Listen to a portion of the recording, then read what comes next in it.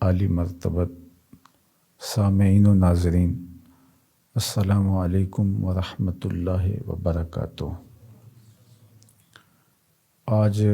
4 رمضان المبارک ہے اور اللہ جل شانہ کے پیارے محبوب صلی اللہ علیہ وآلہ وسلم نے ہمیں ماہ صیام رمضان المبارک میں قرآن مجید کے ساتھ جوڑ دیا، چونکہ کتاب رحمت قرآن مجید کا نزول بھی ماہ صیام رمضان المبارک میں ہوا تھا۔ شہر رمضان الذی انزل فیہ القرآن، لہٰذا قرآن مجید کو اور ماہ صیام رمضان المبارک کو ایک خاص علاقہ اور تعلق ہے۔ اللہ کے پیارے محبوب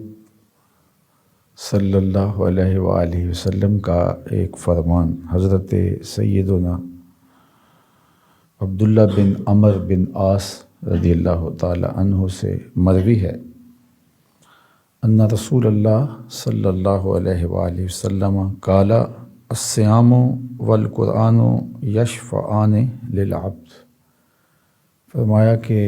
قرآن مجید اور روزہ یہ دونوں بروز قیامت بندے کی سفارش کریں گے، اس کی شفاعت کریں گے۔ فیقول الصیام، تو روزہ بارگاہ عزتی میں بندے کی سفارش پیش کرتے ہوئے عرض گزار ہوگا، رب انی منعتہ الطعام والشہوات بالنہار۔ روزہ بارگاہ عزتی میں عرض کرے گا کہ اے میرے رب، میں نے اسے دن کے اوقات میں کھانے پینے سے اور شہوات سے روکے رکھا۔ فشفینی فیہ، تو میں آج تیرے حضور اس بندے کی شفاعت کرتا ہوں، تو میری شفاعت اس کے حق میں قبول فرما۔ آج کل تو موسم اتنا شدید نہیں ہے ہمارے ہاں، لیکن سخت گرمی کے روزے بھی گزرے ہیں، تو ہم نے ان ایام کے اندر بھی کمزور سے کمزور لوگوں کو بھی پیاس اور بھوک کاٹتے ہوئے روزے کی شدت اور سختی سہتے ہوئے دیکھا ہے۔ اور آج بھی گو موسم سرد ہے، لیکن 13 گھنٹے تک مسلسل بھوک کاٹنا یہ آسان نہیں ہے۔ روزہ نصف صبر ہے، تو ہم صبر کے دامن کو تھام لیتے ہیں اور محسوس بھی نہیں کرتے، لیکن اگر روزے نہ ہوں تو کس قدر مشقت ہو جاتی ہے، نہ کچھ کھایا جائے اور نہ کچھ پیا جائے۔ انسان کی جو عادت ہوتی ہے اس کو روکنا بھی نفس پہ شاک ہوتا ہے، اور یہ جائے کہ بھوک کی شدت ہو اور پیاس کی شدت ہو اور انسان اس کو گوارا کرے۔ اور جو لوگ ساتھ کام کاج بھی کرتے ہیں، مشقت بھی کرتے ہیں، مزدوری بھی کرتے ہیں، تو ان کا معاملہ تو اور سخت ہو جاتا ہے، لیکن اس کے باوجود اللہ کی رضا کے لیے، اس کی خوشنودی حاصل کرنے کے لیے، امتثال امر الہی کے لیے، اس کے حکم کی تعمیل کے لیے کمزور سے کمزور لوگ بھی اپنے آپ کو اس کا پابند بناتے ہیں۔ تو یہ دلیل ہے اس کے ساتھ محبت کی، یہ اللہ جل شانہ کی اطاعت اور فرما برداری کا ایک رنگ ہے جو ماہ صیام میں ہم اس کے بندوں کے اوپر چڑھا ہوا دیکھتے ہیں۔ اللہ بندوں کا قدردان ہے، تو روزہ رکھنے والے یہ مشقت اس کے لیے سہتے ہیں، تکلیف گوارا کرتے ہیں، تو وہ بھی اس کا مول ڈالے گا، حتیٰ کہ روزے کو باقاعدہ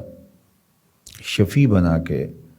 اللہ جل شانہ قیامت کے دن بندے کی سفارش کے لیے پیش فرمائے گا۔ یہ بندے کی عزت افزائی ہے کہ روزہ اس کے لیے اس دن اسپیشل سفارش کرے گا۔ اللہ تو جانتا ہے وہ دلوں کے بھید اچھی طرح سے جانتا ہے، تو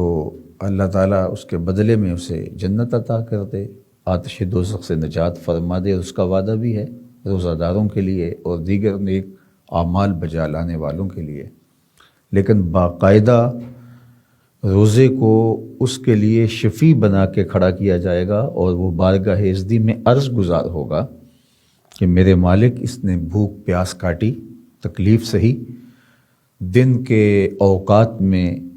اپنی خواہش نفس سے رک گیا، آج میں تیرے حضور اس کی شفاعت کرتا ہوں اور اس کی مغفرت کے لیے تیرے حضور عرض گزار ہوں۔ تو اللہ کے پیارے محبوب صلی اللہ علیہ وآلہ وسلم فرماتے ہیں کہ ایک تو یہ روزہ اللہ کے حضور شفاعت کرے گا، وَيَقُولُ القرآن، اور قرآن کہے گا کہ مَنَعْتُهُ النَّوْمَ بِاللَّيْلِ، اللہ اس نے راتوں کی تنہائیوں میں تلاوت کلام مجید سے اپنی نیند قربان کی، تو میں نے اس کو روک دیا تلاوت کی وجہ سے سونے سے۔ تو دن کو اس نے بھوک کاٹی، مشقت گوارا کی، تکلیف برداشت کی، اور رات پھر نرم اور گداز بستر پر لیٹنے کی بجائے یہ قرآن پڑھتا رہا، صلاۃ التراویح کے اندر قرآن مجید کی تلاوت سنتا رہا، اور سحری کے وقت اٹھ کے نیند قربان کر کے تلاوت کلام مجید کا اہتمام کرتا رہا۔ فشفینی فیہ، مالک میں اس کے لیے تیرے حضور شفاعت کرتا ہوں، یعنی روزہ بھی اللہ کے حضور شفیع بن کے کھڑا ہوگا اور روزہ دار کے لیے سفارش کرے گا، اور قرآن بھی شفیع بن کے بارگاہ عزتی میں کھڑا ہوگا اور سفارش کرے گا۔ اور مجھے بتائیے اس دن اللہ کے اذن کے بغیر کون سفارش کر سکتا ہے؟ تو یہ اللہ کے حکم اور اللہ کے اذن کے ساتھ سفارش کر رہے ہوں گے۔ تو اللہ جل شانہ نے روزہ رکھنے والے اور قرآن مجید کی تلاوت کرنے والے کو اعزاز دینے کے لیے ان کو یہ اذن اور حکم ارشاد فرمایا ہوگا۔ تو جب یہ عرض گزار ہوں گے تو اللہ کے محبوب صلی اللہ علیہ وآلہ وسلم نے ارشاد فرمایا فَيُشَفَّعَانِ، تو ان دونوں کی سفارش اللہ قبول فرما لے گا۔ عالی مرتبت سامعین، ناظرین، یہ کس قدر اللہ کی برستی رحمتوں کا موسم ہے، اور وہ کتنے ہی بد نصیب لوگ ہیں کہ جو اس سرد موسم کے اندر بھی روزہ نہیں رکھ پاتے، کہتے ہیں میرے سے ممکن نہیں ہے، جب کہ وہ آسودہ ماحول میں زندگی بسر کر رہے ہوتے ہیں، اور مزدوری کرنے والے، مشقت سہنے والے، مشکل کام کرنے والے، وہ سوکھی روٹی کھا کے بھی سارا دن روزے سے ہوتے ہیں۔ اور آسودہ شخص اگر بہانہ بنا لے کہ نہیں جی میرے لیے مشکل ہے، تو یہ سوائے بد نصیبی کے اور کوئی نہیں ہو سکتا۔ اگر کسی نے ماہ صیام کا روزہ چھوڑ دیا، اس کے بدلے میں وہ ساری زندگی بھی روزے رکھے، تو اس کا بدل نہیں ہو سکتا۔ اللہ جل شانہ نے اس مہینے کے روزوں میں اتنی برکت رکھی ہے۔ اللہ کے حکم کی تعمیل تو ہے ہی ہے، امتثال امر الہی تو ہے ہی ہے، ایک فریضے کی ادائیگی تو ہمارے ذمے ہے، وہ تو ہم نے کرنی ہی کرنی ہے، لیکن اللہ جل شانہ نے اس کا اجر اتنا رکھا ہے، اس کا صلہ اتنا رکھا ہے کہ اگر لوگوں کو پتہ چل جائے کہ ماہ صیام ہے کیا، تو وہ آرزو رکھیں کہ پورا سال ہی ماہ صیام ہو، روزے ہی روزے ہوں، اور ہم اللہ کے حضور اس مہینے کی برکتیں جو سال پہ پھیل جائیں سمیٹتے رہیں۔ تو بہرحال یہ ماہ صیام رمضان المبارک کی برکتیں ہیں جو میںہ کی طرح برس رہی ہیں، اور ہمیں دامن پھیلا کے ان کو سمیٹ لینا چاہیے، اور یہ روزہ وفا نبھائے گا۔ ہم روزہ رکھنے کے بعد قبر میں اتر جائیں گے، پھر صدیاں گزریں گی، پھر قیامت آئے گی، 50,000 سال کا وہ دن ہوگا، روزہ یاد رکھے گا، روزہ وفا نبھائے گا اور اللہ کے حضور کھڑا ہوگا اس شخص کے لیے جس نے روزہ رکھا، اور کہے گا مالک اس نے بھوک اور پیاس کاٹی، تکلیف گوارا کی، اوقات نہار میں دن کے اجالوں میں اپنی خواہش نفس کو ترک کیا، میری سفارش اس کے حق میں قبول فرما۔ اور یہی قرآن کہے گا مالک اس نے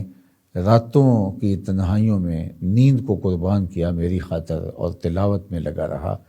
تو میں اس کے حق میں سفارش کرتا ہوں، میری سفارش قبول فرمائی جائے۔ تو اللہ روزے کی سفارش بھی قبول فرمائے گا اور قرآن کی سفارش بھی قبول فرمائے گا،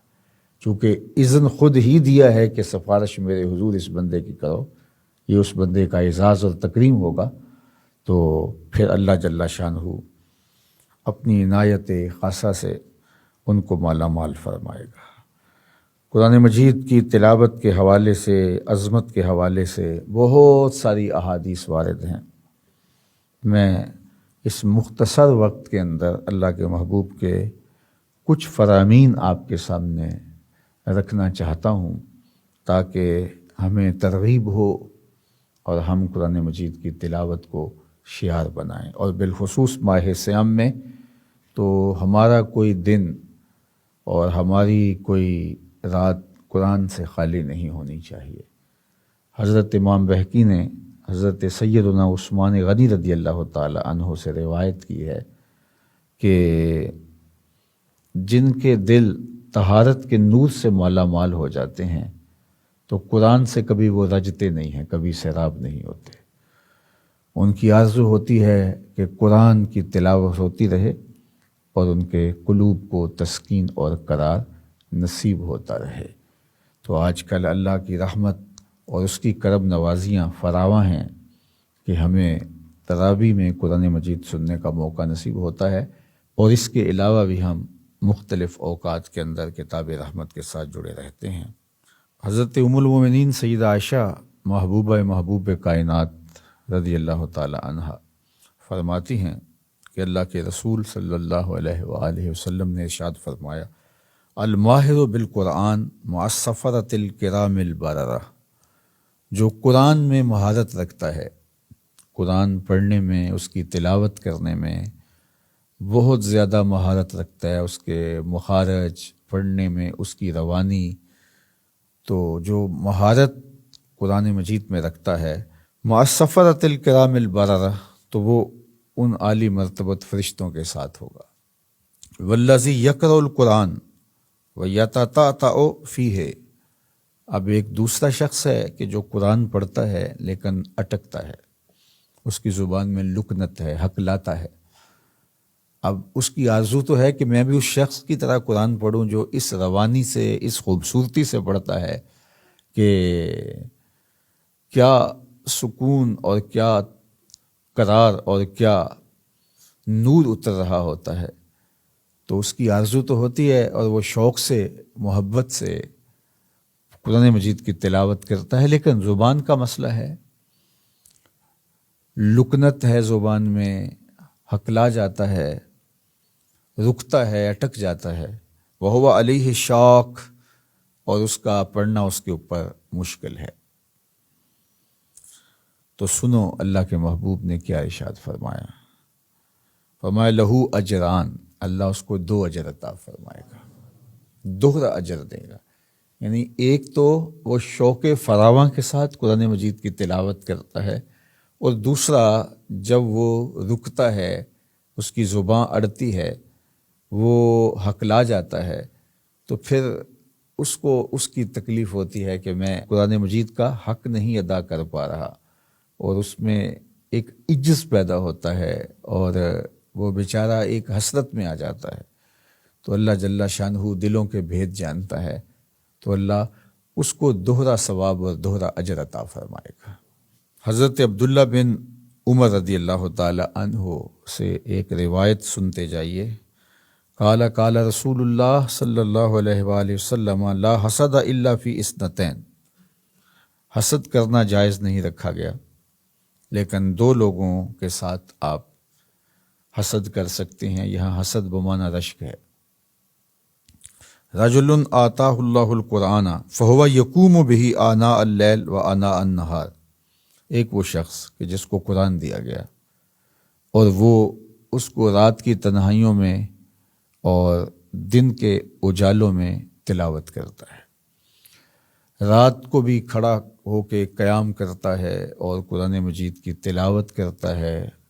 اوقات شب کے ساتھ ساتھ دن کے اوقات میں بھی وقت نکال لیتا ہے اور قرآن مجید کی تلاوت کرتا ہے، تو اس شخص پر رشک کیا جا سکتا ہے کہ اس شخص کو قرآن دیا گیا اور اس طرح اس قرآن کے ساتھ جڑا ہوا ہے کہ یہ اپنی تنہائیوں کو قرآن سے مزین کر رہا ہے اور قیام کر رہا ہے اور تلاوت کر رہا ہے۔ وَرَجُلٌ آتَاهُ اللَّهُ مَالًا فَهُوَ يُنْفِقُهُ آنَاءَ اللَّيْلِ وَآنَاءَ النَّهَارِ، دوسرا وہ شخص جس کو مال دیا گیا اور وہ رات کو بھی اس مال کو خرچ کرتا ہے اور دن کو بھی اس مال کو راہ خدا میں لٹاتا ہے، ضرورت مندوں کی ضرورت کو پورا کرتا ہے، ان کا خیال اور لحاظ رکھتا ہے، اور دکھیوں کے، پریشان حالوں کے، مفلوق الحال لوگوں کے، بیوگان کے، ارامل اور مساکین کے، یتاما کے، کثیر العیال لوگوں کے کام آتا ہے۔ تو اس کا مال کام آیا، لوگوں کے دکھ دور کیے اس کے مال نے، لوگوں کی اذیتیں کم کی اس کے مال نے، لوگوں کو خوشیاں دی اس کے مال نے، تو یہ ایسا شخص ہے کہ جس کے اوپر رشک کیا جا سکتا ہے کہ اے مالک، اگر تو مجھے بھی مال عطا کرتا تو میں بھی تیری راہ میں یوں لٹاتا اور یوں نچھاور کرتا، یوں لوگوں کے کام آتا، ضرورت مندوں، محتاجوں اور لاچاروں کی ضرورت کی تکمیل کرتا۔ تو یہ دو لوگ ہیں جن کے اوپر رشک کیا جا سکتا ہے، ایک کون؟ جس کو اللہ نے قرآن دیا اور وہ اس کو رات کی تنہائیوں میں اور دن کے اجالوں میں تلاوت کرتا ہے، اور دوسرا وہ شخص جس کو مال بخشا گیا تو اس مال پر سانپ بن کر نہیں بیٹھ جاتا، بلکہ اس مال کو راہ خدا میں خرچ کرتا ہے اور ضرورت مندوں کی ضرورت کی تکمیل کرتا ہے، چاہے وہ ضرورت مند دن کے اجالے میں میسر آئے یا رات کی تاریکی میں، تو وہ ان کی ضرورت کو پورا کرتا ہے۔ حضرت عبداللہ ابن عباس رضی اللہ تعالی عنہ سے ایک روایت سنیے، فرماتے ہیں کہ قال رسول اللہ صلی اللہ علیہ وآلہ وسلم ان الذی لیس فی جوفہ شیء من القرآن کالبیت الخرب، وہ شخص جس کے سینے میں قرآن کا کوئی حصہ نہیں ہے، اس کا سینہ نور قرآن سے خالی ہے، تو فرمایا وہ ایسے ہے جس طرح کوئی اجڑا ہوا گھر ہو۔ تو یہ گھر جو اللہ نے ہمیں دیا ہے، اس کو قرآن مجید سے آباد کرنا ہوگا، قرآن مجید کو یاد کر کے اس سینے کو تلاوت کلام مجید کے ساتھ، حفظ قرآن مجید کے ساتھ آباد کرنا ہوگا۔ اور حضرت عبداللہ ابن مسعود رضی اللہ تعالیٰ عنہ فرماتے ہیں کہ رسول کریم صلی اللہ علیہ وآلہ وسلم نے ارشاد فرمایا من قرأ حرفا من کتاب اللہ فلہ بہ حسنہ والحسنۃ بعشر امثالہا، جس نے قرآن مجید کے ایک حرف کی تلاوت کی تو اللہ اس کی نیکی بھی اسے عطا فرمائے گا۔ اور یہ یاد رہے کہ قرآن مجید کے ایک حرف پر نیکی ہے، اور ایک نیکی دینے کا اللہ کا جو طریقہ ہے وہ یہ ہے کہ ایک کے بدلے میں 10 عطا فرماتا ہے، تو گویا ایک حرف کے تلاوت کرنے پر 10 نیکیاں نصیب ہوتی ہیں۔ پھر خود ارشاد فرمایا لا اقول الف لام میم حرف، میں یہ نہیں کہتا کہ الف لام میم حرف ہے، فرمایا ولیکن الف حرف و لام حرف و میم حرف، الف الگ حرف ہے، لام الگ حرف ہے، اور میم الگ حرف ہے۔ تو اگر کسی نے الف لام میم پڑھا تو اس کو 30 نیکیاں نصیب ہوں گی۔ اب مجھے بتائیے کیسا سودا ہے، اور پھر رمضان المبارک کے اندر ہر نیکی 70 گنا ہو جاتی ہے، تو اب اگر آپ نے اس مہینے کے اندر تلاوت کی تو پھر اجر کس قدر زیادہ ہو جاتا ہے اور اس کا حجم کیا ہو جاتا ہے۔ ہمارے تو سارے پیمانے اور ہمارے حساب و کتاب کے زاویے اور ہمارے کیلکولیٹر اور کمپیوٹر فیل ہو جائیں گے، جو اللہ تعالیٰ نے اجر اور ثواب رکھا ہے قرآن مجید کی تلاوت پر، اور خاص طور پہ ماہ صیام رمضان المبارک میں۔ اب حضرت ابو سعید رضی اللہ تعالیٰ عنہ سے ایک روایت سنیے اور ہماری گفتگو اختتام کو پہنچتی ہے۔ فرماتے ہیں کہ اللہ کے رسول صلی اللہ علیہ وسلم نے ارشاد فرمایا، یقول رب تبارک و تعالی